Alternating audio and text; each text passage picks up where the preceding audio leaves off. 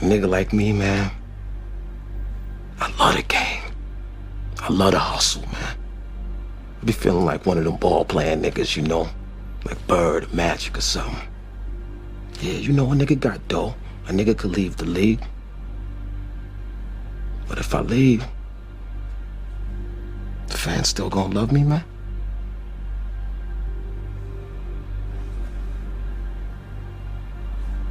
I get love out here in Harlem, man. I done sold coke on these streets, man. Hash, weed, heroin. As long as niggas is feeling it, a nigga like me can hustle it. That's my gift in life, eh? You know?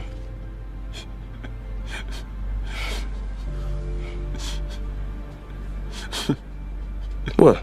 The fuck you laughing at, B? You, man. Funny, man. You a hustling motherfucker, man. For real, baby. You fucking killing me, man. Well, you know me, baby. What it do, man? Sub-Zero 3639. Coming right back at you as I walk this trash to this apartment thing over here for the trash. You know what it is, man. I'm just gonna talk to you for a second. Check this out. In this video, I'd like to speak on certain things. One thing about, you know, mentorship, and, you know, I have a ministry background. So one thing I learned was mentorship and, you know, discipleship and things like that, and the importance of discipleship, right? And how people model certain things. You see, the disciples walk with Christ for 3 years, and then, as you can see in their lives, they modeled or imitated him, you know, and modeled Christ in the way that they, you know, in the way that they flowed. And it's the same with anything in life, man. I mean, with your children, with, you know, if you see someone, the way they play basketball, Kobe Bryant modeled his game after Michael Jordan. You could see it, the way he moved, things like that. So getting around people that have what you're looking for, or have a certain, what's the word, je ne sais quoi, I guess that's the a certain flavor, or the wind's blowing. If you don't hear me, you know, I'm sorry. I'm trying to get it to work better. I last time when I was putting the mic up to my mouth, it got kind of loud, so I won't do that. But anyway, the thing I'm trying to say is, you know, in this video, I want to address the importance of swag or swagger, the importance of, you know, having your shit crisp and making sure that you're doing what you're supposed to do, swagger wise, you know, if that's a word. But, you know, are you, as men, are we doing what we're supposed to do? Because, you know, one thing, and I'm gonna play this interview with your boy Farnsworth Bentley. Some people say he's gay. You know, the dude's married. I try not to go around just saying people are homosexual just for homosexual sake. Dude, you know what I'm saying? I don't do that shit. I really don't. Like, unless you do some overtly gay stuff where it's like, I don't know. You know what I'm saying? You talking like really feminine or something. I don't get that vibe from this dude. But if you do it, that's really of little importance for this video, because what I'm trying to touch on right now is about, this goes for a lot of young brothers that hadn't been taught a lot of things. Like, if your dad hadn't taught you swagger, or hadn't taught you, you know, this is how you wear your clothes, this is how you put your tie on, this is how, you know, this is the colors that you pick to wear with your clothes. Listen to him. Listen to, this dude is serious with his style, with his taste. And they say taste is something that can't be bought. So check this out. Shea 45 in the morning, it's Angela Yee. And Farnsworth Bentley is here. So how did you actually end up going to work for him? I was working at Ralph, right? And so I was living in Brooklyn, in Bed-Stuy. A big shout, Ralph, between McDonough and Howard. I live in Bed-Stuy now. Yeah, okay. Yeah, shout to the hood. Brooklyn all day. Yeah, they didn't, they were like, all right, a Southern guy with a suit, you land in the hood. Yeah, not a lot of gents in Bed-Stuy. You're the feds. They thought I was the feds. Well, even better. Right. So I'm there and when I was working, you fold down the store, at 7 o'clock. Either I could go on the train, go back, try to change into something a little more, casual, denim or something. But I miss a lot of that good networking stuff, a lot of that, like right after work stuff. So I would always go out dressed. Mm-hmm. So I really started being, and the only person dressed in any of like the, the little hip hop, any of the events were the Wall Street guys. This is gray suit, navy suit, white shirt, very boring. Right. So when I'm in the chocolate brown 3-piece lavender shirt, foulard tie, with the chocolate brown suedes busting heads, I stood out. And I started to realize, I was like, okay, so New York is kind of weird. You got to act like you the ish before you even done anything. It's all about, people's perceptions of you. It's really weird. And so this was different. This was a different thing coming from Atlanta and just being, just a regular humble guy. So I was like, okay, I get it. And then I started to realize that I know a lot of these guys, but they don't know who I am and they don't know what I do. I could be anything. I'm anybody. A designer or a philosopher. I'm walking around with bow ties. The feds. Like I'm anything, like you said. So what I would do is I would always go up to folks just in general. And I urge all of the folks out there, who aspire to be in different things. When you see people just go up, sometimes it's not always about you saying, "Yo, I need an internship," or "Yo, I want to work." It doesn't work like that. Folks you have to establish a rapport. Mm-hmm. Just be memorable. Say something smart. Say something. You're paying attention to the culture. You're paying attention to what you're into. And I would do that. And I started to realize. So I would literally walk up to Puff, and and I'd be like, you want to do this, but you can't do this, and walk off. Whoa. Talk about my clothes. Because it's like, pause. Swing $1 too. Because it's kind of like, because it's like celebrities, they're people, they go to the bathroom just like any of us. Right. It's like, I ain't got nothing to lose. He ain't paying my bills. That seems like such a risky thing to do. Yeah, but with what somebody like lose? him. Yeah, so, and he would always be like, after I say it, I walk off. He'd be like, who was that? What was that? Who was that? Like, what? Security never tackled you to the ground? Nah, just like, it wasn't a big, it's like tongue in cheek, like whatever.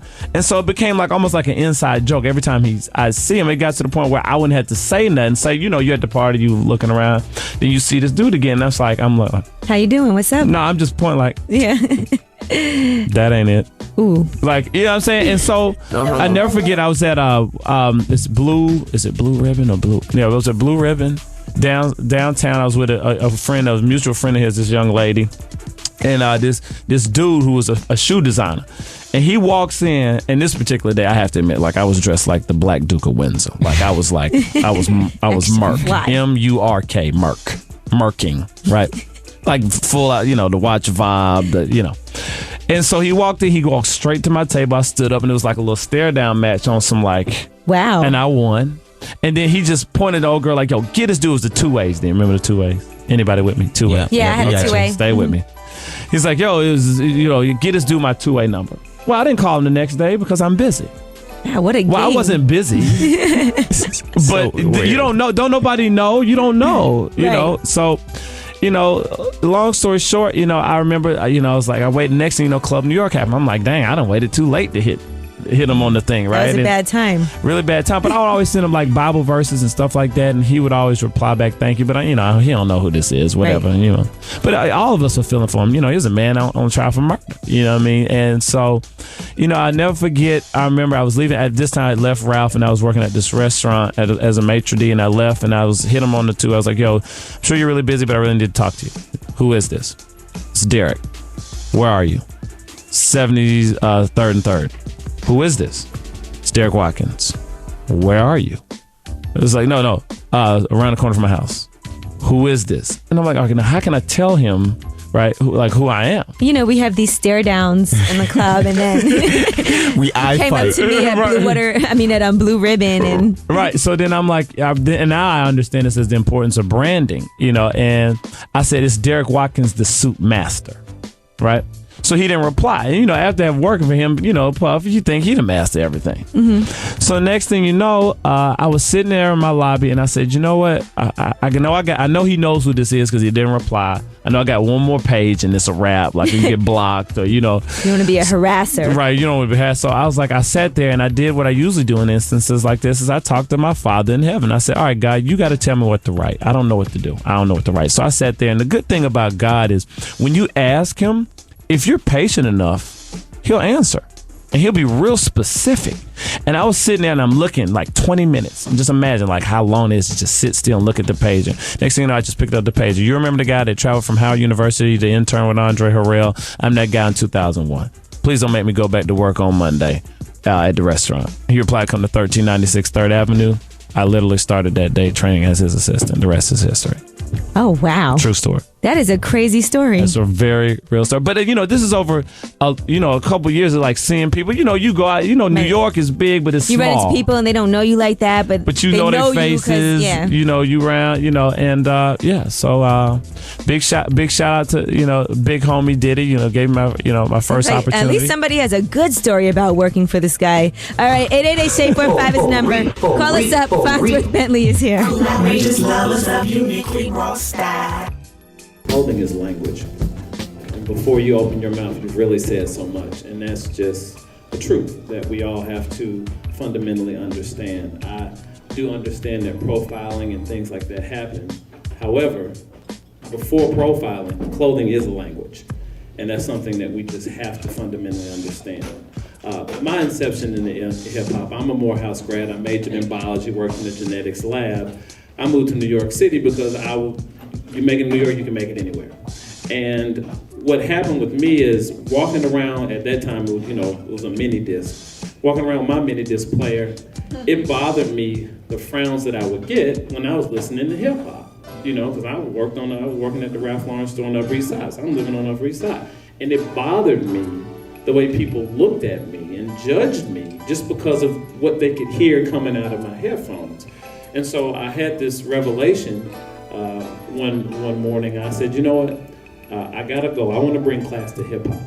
I was like, because the thing about hip hop, and one of the things that I don't think hip hop is really respected, in the fact that hip hop is a new genre of music created just like R&B, jazz, classical, and it should be respected as an art form just like that.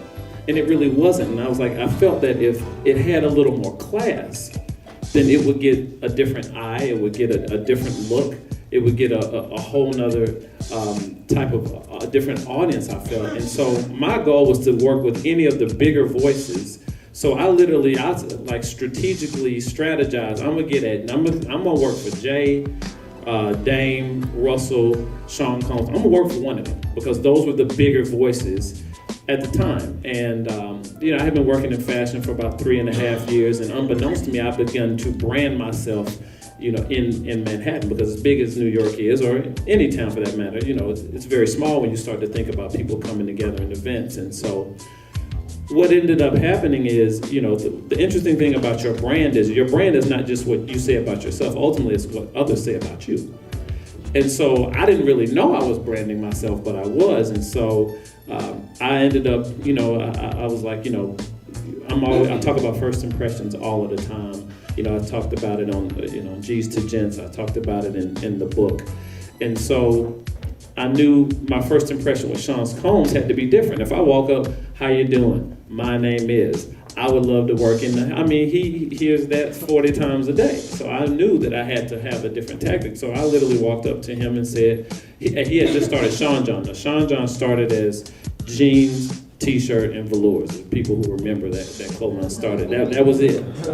Yeah, and so I walked up to him, he was at some event, and I walked up to him, and I pointed at my gear at the time, and I said, you want to do this, but you can't do this, and then walked off. Well, obviously, his ego can't take that. No, we know that, whether we know him or not, and so it kind of became a little bit of a cat and mouse, and so he ended up walking to this restaurant, and we exchanged information, and so I ended up working as his assistant. I'll never forget, we took our first flight, and I flew every single suit that he owned to LA. And I remember, first of all, people that are rich are real cheap. That's first of all, and that's why they're rich. So, I remember him walking, I had a $5,000 FedEx bill, and he walks out flipping. Who the heck has this $5,000? I was like, oh, that's mine, I'm new. He's like, who are you? You just got here, what you think? I was like, no, I flew all of your suits here, and I want you to see I'm throwing away 90% of them. I'm keeping these 3, I want to show you why, but we're gonna have them retailored, and I have my tailor here. So you're the chairman of the board. So I'm calling you the chairman, I'm not calling you Puff Daddy. And it was a shift for him. Now, mind you, I started working with Sean Combs 2 months after the trial, the J-Lo, and all the shine, all of that. So I'm 2 months after that. So in the media, his perception was entourage, we know all of the trial and all that stuff. So when I changed his sense of style, and the first thing he did, I said, I was like, you need to go on, Letterman, Leno, one of them. And you need to show people the new you. I said, because you still have people have the same, impression about you. And so I said, as soon as you sit down with Jay Leno, cross your legs. Because I'll never forget when I first worked with Sean, and I crossed my legs, and then he'd be like, yo, Negro, you ain't hanging out with that. What you doing? What's wrong with you? I sit with my legs, and I'm like, what are you talking about? So you ain't even trying to sit all fly like that. And I'm like, this is how I sit. But you gotta understand, Sean Combs came from Howard University and left, and he came straight into hip hop, and so he didn't really. That's not a dig. Stay focused. This is not a dig at Howard. My point is, Sean didn't know his father. His father died at 2.5. Okay, so by the time he got into hip hop, his only mentors were the people that were in hip hop. So there was no male figure around him where he could see, a man sits like that. So he didn't really know. So it was an interesting, kind of paradigm where it was about mentorship going on here. I always say Sean Combs was my first G's to Gents. Okay, so you see, one of my favorite parts of this interview was how he went up to Diddy, and he kept going up to him, telling him, look, man, you're not doing this. In so many words. I mean, he was cocky with it, confidence. He exuded confidence and cockiness. And then what I like about it, he saw someone who was where he wants to be, or, in a certain sense, and he, went and got around this guy and showed him that, hey, man, I have some value, something I could bring, some sort of skills to the equation, and that's what he did. You have to kind of give that some sort of credit. And you also have to look at, this guy was prepared. Like he said, he would be places. In one place, he said, I was dressed like the Duke of Windsor. Like he was, I like shit like that. He was real clean, right? I like being clean. I like showing, I like that's me. I like to shut the shit down. Like that's me. I love to do that shit. Like, I don't do it. I don't go out a lot, so I don't get to do it. But when you go out, you should take that shit serious. You should dress, as guys, you should dress very nice, because your image is everything. And a lot of times you can exude confidence from your image. I remember the first Barbershop movie. He said, man, a man's haircut can change him. In the sense that he can take that haircut. If you cut his hair right, the way he carries himself and the way the way he's viewed, if his hair is cut right. Well, that's just one part of it. What if you got on a tailored suit? Did you listen to the details of the shit he was talking about? See, he pays attention to the details on this shit. Brothers like that don't struggle for women, okay? Now, I know what you're thinking. Oh, he a pretty boy. Let me tell you something. Pretty boys win. They win, man. Why? I'm gonna tell you why. Because in this day and age, a lot of black men don't take the time to look like something. We don't give a shit. We go out and we don't put ourselves together. And that shit, it really kind of sets you back instead of setting you forward. So when you're a black man that takes his time and dressed a certain way and make sure and invest in his clothing to ensure that he's looking good, you're gonna stand out, especially within the black community. Because let's be honest, go in any club, go in any setting or situation, brothers, your competition is lacking. Let's just keep it a buck. Your competition is lacking. Most black men ain't got their shit, they not crisp like that. I'm just being straight up. Like it makes it so much easier for you when you the only one. Like, you know, he said he talked about how he stood out. He said he was in settings where he would be around execs and they would be just plain Jane and his shit just popping. You get what I'm saying? It's something to be said about your image and taking your image seriously. Be it on social media, be it on, you know, in person and everything. Your image, like Kevin Samuel said, people make judgments about you within the first 7 seconds they meet you. They make, I don't know how many, I think he says 14 judgments or something like that. He always says within the first 7 seconds of seeing you. Take that shit serious. You see what I'm saying? What do you want the world to judge you on when they see you? You see what I'm saying? What do you want them to judge you on? Do you want them to judge you from a viewpoint of you're a thug or, you know, I know, and see the thing is, a lot of black men, what we tend to do is we say, well, shit, man, I'm keeping it real. Fuck that. I ain't got to impress nobody.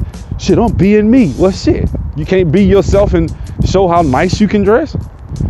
You don't know how to look, you know, that's not me. I don't wear suits. I don't wear, well, shit, man, you that's cool for a teenager, but you're a grown ass man running around like that. And I'm sorry, there ain't, you know, and I guess I'm gonna admit this. One of the things that helps me to think like this was that I moved to Atlanta. When I was in Montgomery, damn, excuse me. When I was in Montgomery's a hood city. So I could halfway dress and still be sharper than a lot of brothers. Cause it's Montgomery, most of those brothers don't dress worth a damn. It's a hood ass city. And the women preferred hood dope boy type guys. So, you know, not that I wasn't successful. I'm not making a cop-out excuse. Sometimes you have to get out from around a certain environment in order to put yourself in a situation where you can be challenged and you can grow. You see what I'm saying? Cities like Houston, Texas, Dallas, Texas, Charlotte, Atlanta, Memphis. I don't know about Memphis. I've never been there. But you know, certain cities where you can go and it's just a certain vibe, a professional vibe, you know, that people will have a business mindset. Now, you know, one thing I'm gonna admit about us as black people, a lot of us front like we something we not. We love to front like we millionaires and doing it big, and we really be having our shit together for real. I agree. But at the same time, and on the same token, it's okay to take your dress and your clothing seriously. It's okay to see, let me tell you something that really fucks up the game. When you invite a woman out on a date or something, and you know, I'm gonna be completely honest with you. It just, there's a certain level of type of woman. Like if you're dating a woman, she's real nice looking, and y'all go out on a date, shut her ass, go for it. Let her ass have it. Like, dress up. I'm not saying, look, I'm not trying to say compete with a woman in beauty. I ain't trying to say that shit damn near sound gay. I'm not saying that. What I'm talking about is when it comes to how the height at which your swag, you bring your game, the way you come in. Like you come in way up. Like, you know, you come in, you know, at 10,000 or 30,000 feet. That's where you come in. You don't come in flying low below the damn telephone poles. You get what I'm saying? You want to come in at a level where she just like, damn, that, like where she has to say something. Like when you see her, and of course you know that don't act, you know, you gotta know how to handle that shit. So, you know, when you coming in high like that and you dressing, that's the time to be nice and smile and be energetic and be friendly, so that people will understand that you ain't stuck up. Because see, one thing about us as black people, we quick to think you something. Not that you think it, But we'll want, oh, he think he's something because he got on his little suit. He think he's, because you know, we're insecure as people, and we're people that are, you know, used to being down, or if we are dressing up, it's a certain way we dress up. You know, we're not used to niggas coming in with suits and shit on a real like high level where you shutting that shit down.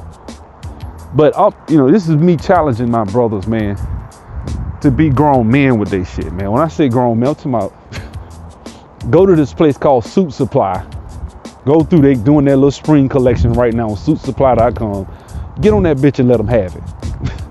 Real talk. Like, and this is what I mean. Spend $200-$300 just on a suit coat by itself and match it later. Build an outfit around a particular item. You know, buy yourself an ascot and find some way to mix and match and you know, get that color scheme. If you don't know, because I'm not gonna try to give you guys specific advice, but if you don't know this day and age, that's what brothers like Kevin Samuels. Kevin Samuels is a fashion consultant. He gives you, he consults people on that shit. So he'll tell you how to fuck the game up. Spend money, man. The dude, look, he'll put an outfit together for $150, man. You like, man, you finna get that nigga no $150. I can do this shit myself. You probably could. But it's something that somebody can look at you and say, okay, your height, your size, your body build, you need this. Your skin color, you need this skin tone. It really will look the best with this. And shit that you probably wouldn't even, because I'm gonna be honest with you, I don't, even as much as I think I have my shit together, I'll spend money. I'll break bread with the brother. If I'm trying to put an outfit together for a special event or something, or even not just for an event, just for on a situation, yeah, I'll break bread with the brother. Like I got a suit coat I bought, and I reached out to him. I told him I'm gonna break bread with him because I bought the suit coat and I'm having difficulty putting it together with an outfit. But the damn suit coat's so damn cold, I said I got to get it. So I went ahead and bought it. I was like, it's not gonna be too many times I'm gonna see one like this. I gotta get this one. So I bought it. It's hanging up in my closet. I have never worn it. Bought it last spring. Here I am now, just not getting to that point. So what I'm gonna do is, I'm gonna reach out to the brother, and I'm gonna get, you know, I'm gonna holler at him, and I'm gonna let him. We gonna put this outfit together. That's the way it works. But we as black men, we're so like, our ego gets in the fucking way a lot of times, you know. So we don't want to reach out to a brother. We don't want that brother thinking this or thinking that. That's professionally what he done. He gets paid to do that shit. He's been trained for that shit. He got certification to do that.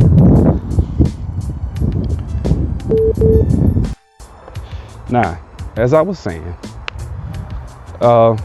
this is the thing. Like you really have to, you know, be admonished that it's okay to spend money on some shit like that, to get an outfit, to get that extra, you know. And sometimes you could take a woman with you. I know people don't want to hear that shit, but I'm gonna tell you something. I'm gonna give you a story. I was dating this chick, and this is back when I had my mobile car wash, right? So this female worked at a female clothing store, and I used to go do her car all the time. Older chick, real pretty, but she dressed like, she was very jazzy the way she dressed. She had her shit crisp, right? So one day I did her car. It was around Valentine's, so I said, you know, I'm gonna get old girl a dress, the one that I was dating.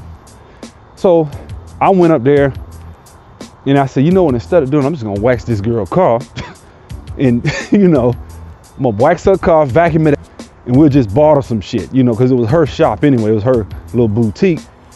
So she let me got a dress out of there. So I picked this dress based on the girl that I was dating. I knew that if she wore this dress, it was gonna hug her body the right way. She's gonna look good in it. But of course, when I gave it to her, she didn't see it that way. She thought, she's like, why you gave me this? I mean, she didn't say it like that. Of course she said, thank you.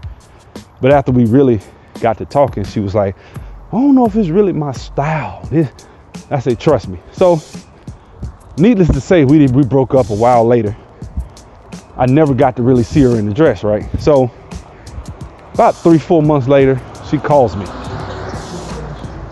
And she's at this club Well, not at the club, she's at a bar. And when she's at the bar, she called me. She's like, I'm so glad you bought me this dress. I said, why? She's like, I don't know what it is about this dress, but it's just, I'm getting a lot of attention for this dress. I said, I told you, I knew you would look good in that dress based on how you shape, your height, your everything. Not like I'm some damn fashion guru, because I'm not. But I just know what men like to see, you know. Just, you know, you're a man, you know what look good on a woman, right? We all do. Most of us do anyway. Apart from, you know, panties, you know, or just naked. I get it. But what I'm saying is, when a woman's trying to dress up, we know what look good, we know what we like to see. So at any rate, what made this story, the reason I told this story is because a lot of times when you go pick your clothes, you can take a woman. Now, a lot of guys, I don't need no damn woman to tell me how to dress. Let that shit go, okay? If a woman, now it depends on what type of or caliber of woman you with, because if you're with a ratchet chick, she'll have your ass in a damn teeny bopper store looking at some teenage outfits and shit. But I don't wear that shit no more. When I go to the store, I don't know, I just got to a certain age and I just say, fuck it. I'm not walking, and even though I look young, I could pass for a certain age. I told myself I'm not walking around with that little teenage looking shit on no more. Once I got like around 35, I said, fuck it, I'm not wearing this shit no more. And that's what I did. So I stopped wearing it. But I want to challenge us brothers to find out what your swagger is. And a lot of times when we say swagger, we think that means pants off your ass, naughty hair, thug outfit. No. See, I'm gonna say this. One thing about swagger that I do like, or the whole idea of it, swagger existed way before, you know, the vaunted defense of the Baltimore Ravens was the first time I heard them talk about the word swagger, around 2001. You know, they were interviewing them talking about a swagger with the defense and how the defense was just such a, you know, just amoeba, like just you couldn't get past that defense. I get it. And that's when that word became part of pop culture and everybody started using the word swagger, right? Well, before that moment, that word existed going back, I don't know how long. I would do the etymology of the word just to show you how that swagger existed before then. You know, and the thing is, this is my definition, just off this is the Sub-Zero 3639 off the dome, top of the dome definition of the word swagger. It's really your DNA, your style. What do you possess? What do you bring to the table that only you can get? That if anyone had to go anywhere in the world to get, to get something that you bring to the equation, like 363, Sub-Zero 363, Boy, I swear, when I try to shoot videos, I keep getting these phone calls. Anyway, if someone had to travel the world and say, okay, I want this one particular style or brand that no one else can get. Because let me tell you something. A lot of times when people try to have swagger, you get it from other people. You try to, we as guys, man, a lot of times, you may not be aware of this, but you get swagger from other people. A lot of people try to get their style from looking at others. And what makes you special is that you bring something that only you can bring. I remember, what was that? The movie Hitch. You know what I'm saying? And the guy was like, he was talking to the guy. He says, you know what? You are a great guy. And you know what? You bring something special that she can't get nowhere else. And he used to talk that. He really was trying to psych him out. And it really wasn't even a psych game. It was just letting him know, look, she can't get nobody like you from nowhere. And that's the case for every brother. All of us are special in our own unique way. We just have to accentuate that. Now, and I'm not talking about on some feminine, like how women say that shit. Oh, women are special. Like, no, what I mean is, if you a guy, man, when it comes to swag, that shit comes from the inside. It has nothing to do with something that you just have to know and understand about yourself. No one can, it can't be duplicated. So if you look at, I heard Eddie Murphy say this in Boomerang. He's like, I remember watching Lady Sings the Blues, and I remember, Billy D coming out, and I was like, yeah, he a smooth brother, but I never said I wanted to get with him. But what he was saying was that he was smooth. So what makes you that? Not trying to be what the next person brings to the table. What do you have that no other woman that they can't get from, or that no other man possess? You get what I'm saying? Think about that. Meditate on that. And a lot of times it comes from your life experiences. It comes from, your worldview mixed with your life experiences, your intelligence. It's a lot of things that can make us special as black men. You see what I'm saying? And damn it, you a black man. When you leave the confines of the United States and go, you are the number one. You are in demand by most women on the face of this earth. American men. That's why when you go to Africa, they trying to dress like us. Dominican Republic, they trying to dress like black men. They trying to talk like us. So we are the cream of the fucking crop. We got to realize this. Not in the sense of, this just me encouraging the brothers, man. We got to get our own swagger. And it's unique. You can't look like the next brother. Your shit ain't supposed to be like him. You bring what you bring. A unique set of talents and abilities and gifts. It's like the damn X-Men. Everybody's shit's different.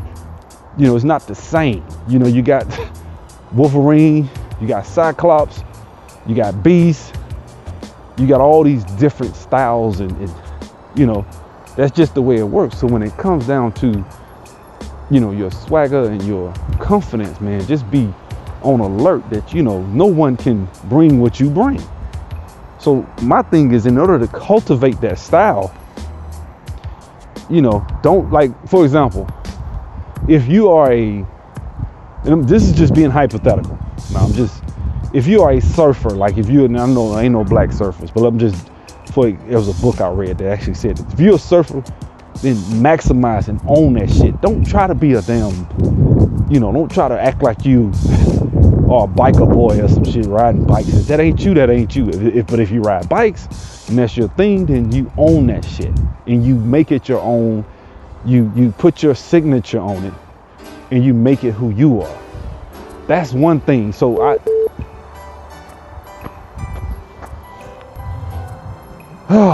anyway, as I was saying, if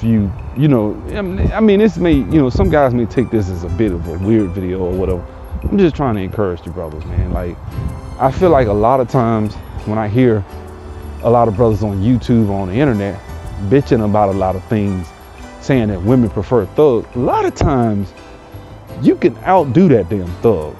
I'm just being real. Like, but you probably don't, a lot of them women you don't even fucking want. If she want a thug, she might be ratchet her damn self. But if you want that woman that's a classy lady that you feel like, but she still want the thug, he just probably understands this shit I'm telling you and you don't. You don't apply yourself in this area, he does. And it's just little bitty shit that makes the difference. It's not, his conversation ain't no more witty or he's more funny or more entertaining. No, because let's be honest. Who the fuck? And let's just really think this shit through for a second. Who is more entertaining than a fucking thug? Than a nerd. Like, a thug can talk about surface shit, but when it come down to really getting an intellectually stimulating conversation with a woman and getting her to really come out of her shell, the nerd understands that better than anybody. If you get over your own silly hang-ups, if you understand that shit and understand that you can bring more to the table than the next guy. And when you start believing that shit, that's when it gets dangerous for these so-called thugs, because then they can't get over based on their image. Then you can outcompete. What I'm basically saying is we can compete. You can compete with a thug. They don't just always win with women. I'm speaking from experience. I'm not speaking from conjecture. This ain't some shit I'm just pulling out my ass. This is what I know for a fact that you can do. You don't just win with women. I didn't just win with women because I played basketball. That's bullshit. I pulled women that didn't even know I played ball till after the fact. It ain't got nothing to do with that.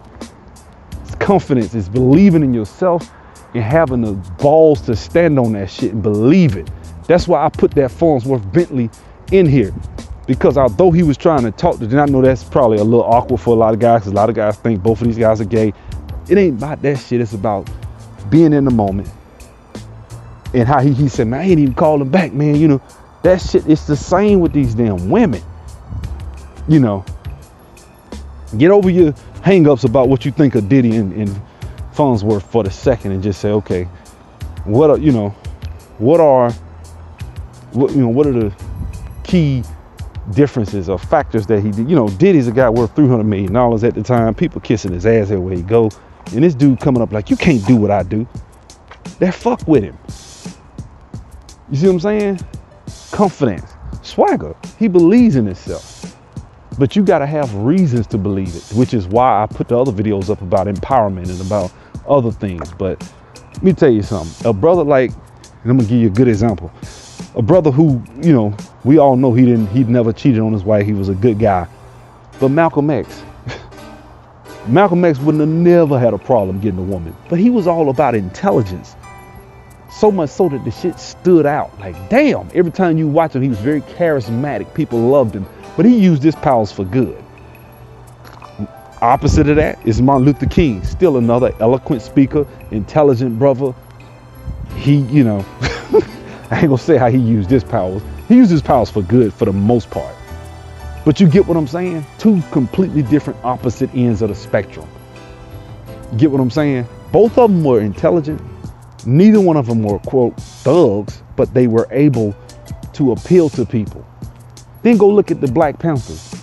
A lot of those brothers and how they spoke and what they said. They wasn't the most polished speakers. Fred Hampton wasn't the most polished speaker, but his charisma. You see what I'm saying? We gotta understand it. The shit that we say about women want thugs. Thugs understand that shit better than we do. They intuitively grasp this concept. That's it. Thank you.